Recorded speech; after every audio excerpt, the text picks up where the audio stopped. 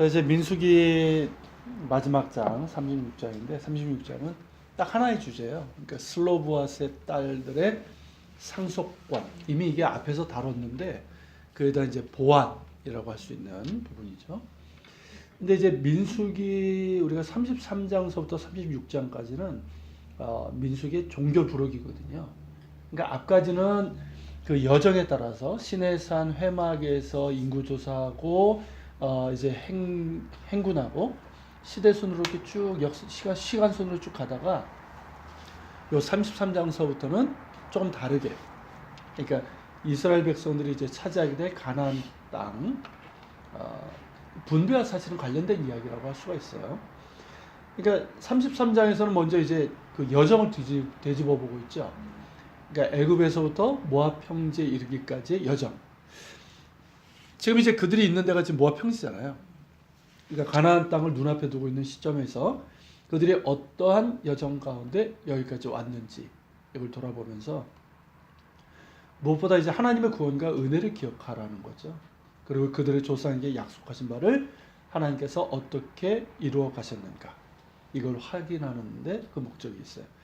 그리고 이제 34장부터는 가나안 땅에 들어가게 되면 실제적으로 이루어질 땅의 분배에 대한 기준, 규례 이걸 이제 기록하고 있는 거죠.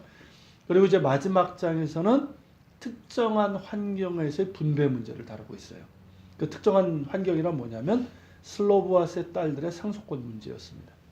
그러니까 26장 33절에 보면 이제 므낫세 지파의 그 족보가 나오는데 거기 보면 슬로브아스에게는 아들이 없이 딸만 5 있다라고 언급을 했고 그들의 상속권 문제가 이어지는 27장 1절부터 11절에서 이미 다루어졌잖아요.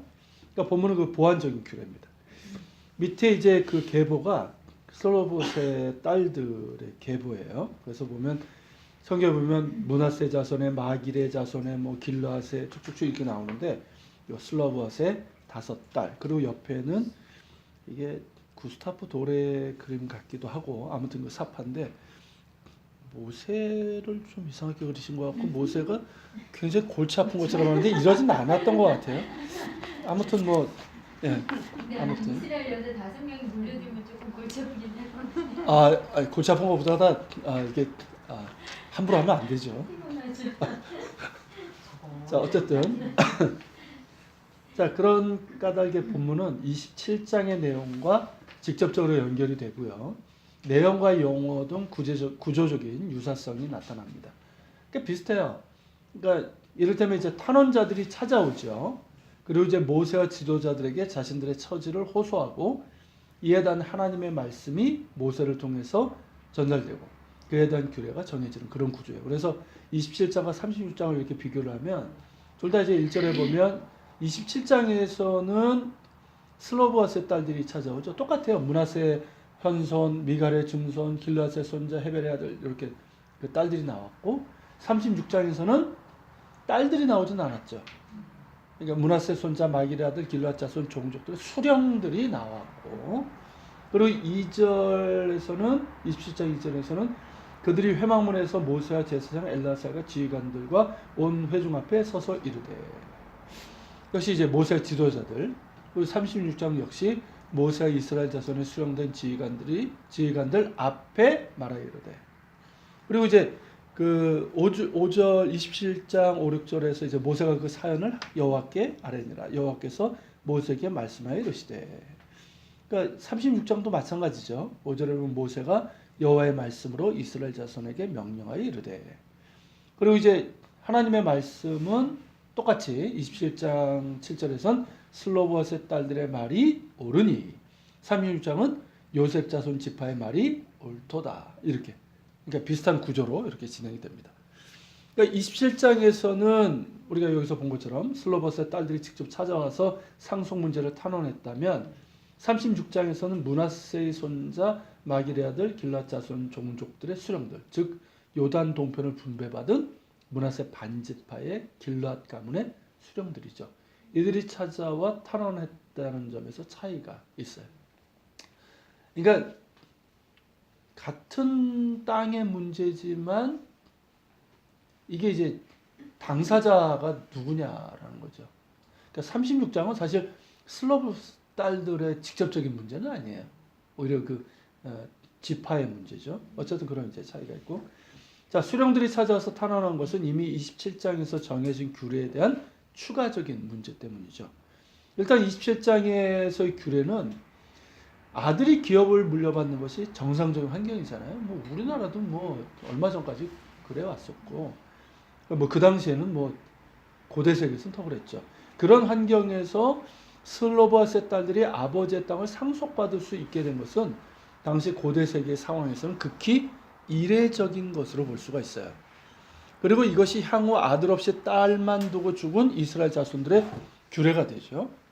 그런데 이제 수령들의 탄원은 뭐냐면, 자, 슬로보아스의 딸들이 다른 지파의 남자와 결혼할 경우 이걸 어떻게 할 것이냐 하는 거죠. 실제적인 문제죠. 자, 다른 지파의 남자와 결혼하게 되면 남편이 속한 지파에게 그 땅이 넘어가게 되는 거예요. 그런 일이 발생하면 므낫세 지파는 본래 할당받은 기업의 일부를 상실하는 셈이 되고 맙니다. 이것은 이제 희년 제도로는 해결되지 않아요. 그러니까 희년, 레위기 25장인데 거기에는 팔렸던 땅이 원래 소유주에게 귀속이 되지만 기업으로 받은 땅은 이건 적용되지 않거든요. 이는 이제 비단 므낫세 지파만의 문제가 아니라 다른 지파들도 같은 상황을 직면할 수 있기에 보완적인 해결책이 필요한 문제였습니다. 한 지파가 할당받은 땅은 그 지파에 계속 귀속되어야 한다는 것이 땅 분배의 원칙이잖아요. 땅의 그 경계를 옮기지 말라라는 게 명령이니까. 그러니까 한 지파의 존속은 그 땅에 달려 있는 거예요. 따라서 이 문제는 매우 중요한 문제죠. 그렇기 때문에 모세는 이 문제를 가지고 지난번과 같이 하나님께 갖고 나아갔고, 이윽고 하나님의 말씀으로 이스라엘 자손에게 명령해서 요셉 자손 지파의 말이 옳도다라고 이제 판결을 선언하죠. 그러니까 요셉 자손 지파는 이제 므낫세 반지파를 얘기하는 거고, 그들의 우려를 충분히 반영된 판결이었고, 아울러 슬로브아스의 딸들에 대해서 이미 정해진 규례는 그대로 유지가 됩니다. 그러니까 슬로브핫 라시안이고요. 슬로브아스의 딸들에 대한 하나님의 명령은 뭐냐면, 마음대로 시집가려니와 오직 그 조상 지파의 종족에게로만 시집가야 한다는 것이에요. 그러니까 므낫세 지파 내에서, 므낫세 지파도 인구가 꽤 많기 때문에 괜찮은 거예요. 자, 이는 그 딸들이 물려받은 땅이 원래 그대로 그 지파에 소속되고 그 이 지파에서 저 지파로 옮기지 않게 보장해 줄 것이기 때문이죠. 그렇게 되면 지파는 원래 분배받은 대로 땅을 유지할 수 있게 됩니다. 그러니까 슬로보스의 딸들이 하나님께서 모세에게 명령하신 대로 행하게 되고요. 이것은 이제 그들뿐만 아니라 이스라엘 전 지파에게 동일하게 적용되는 규례가 됩니다. 그러니까 슬로보스의 경우처럼 딸들이 땅을 상속받을 경우 자기 조상 지파에 종족되는 사람의 아내가 되어야 합니다. 그러면 각 지파가 처음 할당받은 그대로 땅을 지킬 수 있는 것이죠. 결국 27장이 아들이 없이 딸만 있는 사람의 경우 딸들도 기업을 상속할 수 있다는 그런 규례라면, 36장은 그 규례를 재확인하되 할당받은 지파의 경계가 변동되어서는 안 된다는 원칙, 그 원칙하에 제정된 보완적인 규례라고 할 수가 있어요. 이런 규례는 개인과 특별히 이제 여성의 권익을 보호하는 거죠. 그러면서 그들이 속한 지파 전체의 공동체적인 질서와 틀을 존중하고 보존하는 그런 의미를 갖고 있습니다. 그러니까 하나님께서 정하신 규례는 하나님의 백성들의 전통으로 지켜져야 되죠. 그렇지만 새로운 환경에서 어떻게 유연하게 적용된지를 보여주고 있는 거예요. 그러니까 그 정신과 목적은 보존해야 되죠. 보존하는 가운데 새로운 환경이잖아요. 새로운 환경에서 야기된 문제에 대해서 창의적으로 유연하게 해결하고 보완하는 넉넉함이 있어요. 그것이 하나님의 법이 아니겠습니까? 그죠? 그러니까 하나님의 법은 잘못하면 이 법이라는 게 사람을 죽여요. 하나님의 법은 사람을 올가매고 궁지에모는 차지천 올무가 아니라 개인과 공동체를 안전하게 보존하는 울타리예요. 더불어서 살리고 조화롭고 풍성하게 하는 생명의 법이기 때문이죠. 그걸 보여주는 거예요. 그리고 이제 민수기 다음 책인 이제 신명기는 우리가 다음 시간부터 보게 되는데, 이 전통의 또 다른 해석을 담는 책으로 특별히 이제 가나안 땅에 들어가기 전 모압 형제에서 모세가 이 광야 세대들에게 주는 말씀이잖아요. 신명이 이제 계명을 반복한다는 뜻이거든요. 그러니까 출애굽 세대들에게 주셨던 하나님의 규례와 법들을 광야 세대들, 곧 약속의 땅에 들어갈 이들에게 다시금 풀어 전하고 있는 거죠. 그러니까 이 민수기가 자연스럽게 연결이 되는 거예요. 그리고 이제 민수기의 마지막 절 13절인데 한번 읽어볼까요? 이는 여리고 맞은편 요단과 모압 평지에서 여호와께서 모세를 통하여 이스라엘 자손에게 명령하신 계명과 규례니라. 예, 민수기의 마지막 구절인데 이건 이미 이제 앞에서 확인했던 것처럼 35장 1절과 거의 같죠. 여기 보면 여호와께서 여리고 맞은편 요단강과 모압 평지에서 모세에게 말씀하여 이르시되. 그러니까 이 35장부터 36장은 처음과 끝이 같은 이거 이제 수미상관법이라고 하는데 그런 이제 구조로 하나의 단락을 형성하고 있죠. 그러니까 이 말씀이 곧 여리고 맞은편 요단과 모압 평지에서 하나님께서 모세를 통하여 이스라엘 자손에게 말씀하신 계명과 규례임을 거듭해서 밝히고 있는 것이죠. 더불어서 이제 민수기 마지막 절은 민수기 첫 장과도 연결이 돼요. 자, 민수기 첫 장은 하나님께서 시내 광야에서 그러니까 장소만 바뀌었을 뿐이지 하나님께서 모세를 통해서 하신 말씀으로 시작이 돼요. 시내 광야 회막에서 모세에게 하신 말씀이죠. 한번 읽어볼까요? 이스라엘 자손이 애굽 애굽 땅에서 땅에서 나온 둘째 해 둘째 달 첫째 날에 여호와께서 시내 광야 회막에서 모세에게 말씀하여 이르시되 너희는 이스라엘 자손의 모든 회 중 각 남자의 수를 그들의 종족과 조상의 가문에 따라 그 명수대로 계수할지니. 자, 이스라엘 자손의 모든 회 중 각 남자의 수를 각 지파와 가문대로 계수하라고 하신 것은 약속의 땅을 향한 진군을 위해서죠. 그러니까 이렇게 계수하면서 어떻게 됩니까? 지파별로 수를 쓰고 이제 배치를 하죠. 그러니까 성막 중심이거든요. 그러니까 그들이 이제 한 곳에 정지할 때는 성막을 가운데 두고 동서남북으로 레위 지파들이 이제 네 가문으로 나누고 그리고 이제 지파별로 이렇게 나눴잖아요. 이렇게 기억나시죠? 그렇게 하고 그리고 이제 직진할 때도 이게 전진할 때도 무조건 그냥 뭐 가는 것이 아니라 그죠? 발 빠른 놈이 빨리 가는 게 아니라 순서에 따라서 갔잖아요. 그러니까 그 인구 조사를 한 거는 그러니까 가나안 땅을 향한 진군이면서 동시에 성막 중심의 하나님 백성으로서 삶의 질서, 이 질서를 바로 세우기 위해서란 말이죠. 자, 이스라엘 백성은 이 명령에 순종을 했고요. 그들이 민수기 처음에 보여준 순종은 정말 이건 주목할 만한 것이었어요. 꽤 근사했어요. 그죠? 그러나 광야에서 진군이 시작되면서 어떻게 됩니까? 엉망이 시작되고 점점 악화되면서 결국 내재되어 있던 위험이 그대로 노출되고 말죠. 그러니까 하나님께서 이제 거듭 참으시고 자비를 베푸셨음에도 불구하고 그들은 반역적인 불순종의 끝을 보이는데 그것이 바로 가나안 정탐 후에 있었던 반역이었습니다. 그들의 원망은 단순히 이제 그 12명 중에서 10사람이 가나안 땅에다 이제 악평을 하잖아요. 그들의 거민은 크고 뭐 장대고 성읍은 어쩌저쩌고. 그 악평을 듣고 나온 것이 아니라 애굽의 노예였던 그들을 구원하신 하나님께 대한 반역이에요. 그 말 우리가 기억나죠? 이건 하나님께 대한 반역이에요. 더 이상 방법이 없는 거예요.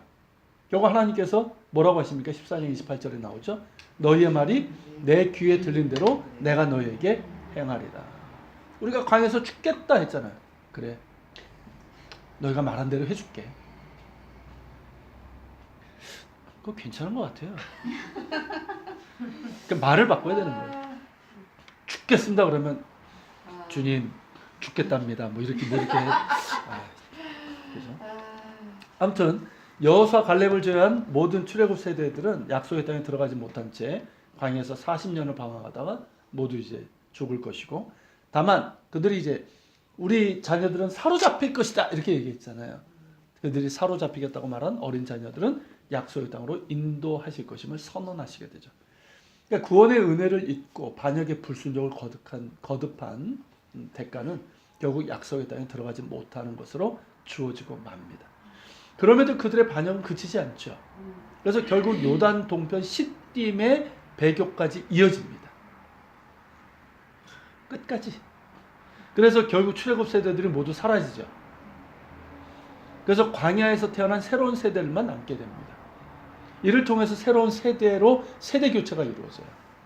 그리고 민수기 후반부는 새로운 세대들에 대한 인구조사가 이루어지고, 그러니까 이게 틀린 거예요. 민수기에 두 번의 인구조사가 나오는데, 그러니까 두 번째 것은 신세대, 새로운 이 광야 세대들만의 인구조사예요. 그리고 이제 모세에서 여호수아로 이어지는 새로운 리더십의 계승도 이루어지게 되죠. 새로운 세대들이 이제 가나안 땅에 들어가서 지켜야 될 절기들에 대한 간략한 언급이 나오는 거예요. 가장 중요한 게 하나님을 예배하는 거니까. 그리고 그들만으로 이루어진 첫 번째 전쟁을 치르게 되죠. 이게 이제 미디안이 이제 시딤에서 배교를 한 그것 때문이잖아요. 미디안 족속과의 전쟁을 치르게 되는데 그들은 그때 하나님의 명령에 온전히 순종을 합니다. 그러면서 이제 승리를 거두게 되고, 이 탈취물을 분배하는 데서도 우리가 봤지만 거룩한 전쟁의 모범을 보여줘요. 누구도 참만한 자가 없고 자발해서 이제 가져오기도 하고, 그렇게 이제 모범을 이제 보여줍니다. 더불어서 이제 가나안 땅의 정복과 분배의 예표라고 할 수 있는 요단 동편의 분배가 이루어지죠. 세 지파. 그래서 이전 세대들과 달리 여기에서 이제 약간 좀 오해가 있었잖아요. 특히 이제 모세가 하도 이분들한테 뒤어가지고, 그러니까 오해를 하셨는데, 이거를 이제 이전 세대들과 달리 대화 소통으로 이렇게 풀어가요. 그러면서 이스라엘 모든 지파가 한 마음으로 가나안 땅으로 진격할 수 있는 여건을 마련하게 됩니다.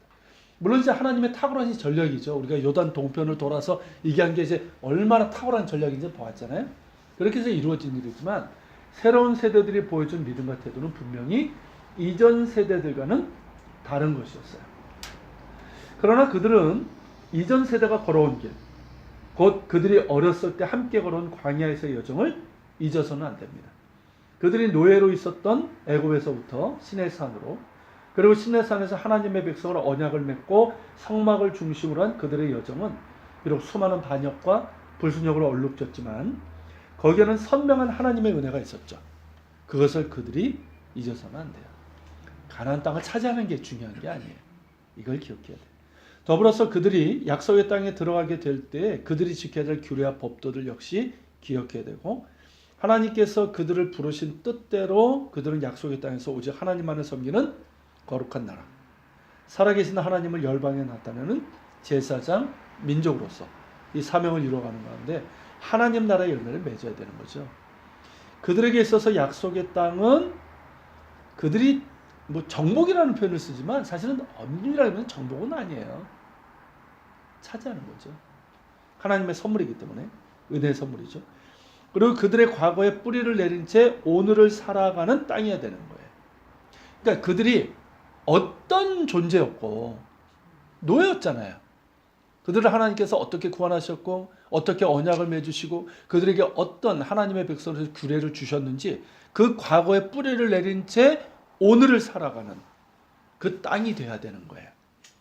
그런 까닭에 민수기 마지막 장은 이 광야에서의 언약과 전통을 유지하면서 새로운 환경에서 살아가는 법을 다루고 있는 것이죠. 민수기에서 보여준 이스라엘 백성들의 모습은 어떻습니까? 실패야. 사실은 실패죠. 그죠? 그렇지만 그들을 참으시고 은혜로 이끄신 하나님의 사랑은 약속의 땅을 앞둔 그들에게서 새로운 소망을 보게 합니다. 그리고 그 소망은 그들이 그들의 하나님께 성실함으로 순종할 때 현실이 될 거예요. 자, 여기까지. 뭐 짧게 끝났죠 오늘? 네. 뭐 또 이야기하실 거 있으십니까? 자, 모세오경에 이제 봉우리 4개를 넘었습니다. 마지막 봉우리인데 마지막 봉우리가 제일 높죠. 신명기. 그건 이제 다음 시간에 하고 한 두어 번 정도 하고 나서 겨울방학도 해야죠. 뭐 다른 이야기 나눌 수가 없으세요? 자, 없으시면 우리 기도하고 끝내도록 하겠습니다.